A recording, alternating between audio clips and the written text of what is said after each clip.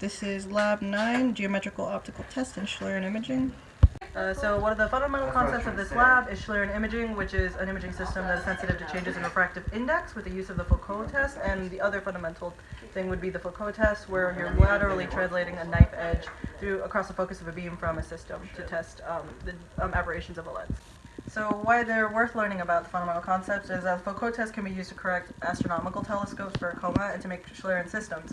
While the Schlieren is good to know about because it's good for analysis of like aerodynamics, atmospheric disturbances, or like looking for leaks in heating systems. One of the significant results we saw in the Foucault testing was when we moved the lens laterally, we could see shadows move in both directions in and out of focus.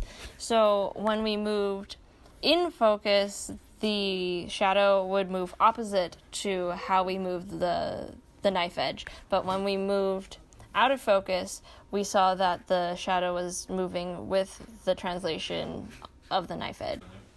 And as for the Schlieren imaging, we saw that for any refractive index, we would see all of the Schlieren artifacts. And for uniform temperature, you won't get those artifacts, and it looks like a normal image.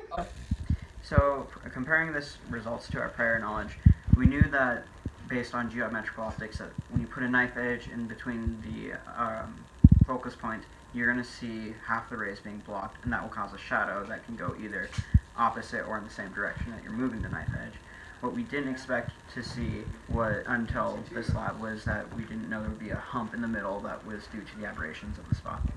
And for the Schlieren, our prior knowledge was that we knew that heat would change the refractive index of a material. So what we didn't like for the lab is we liked the Schlieren imaging because that was just obviously really cool to look at, and we did not like the STAR test because we had a hard time getting that to work.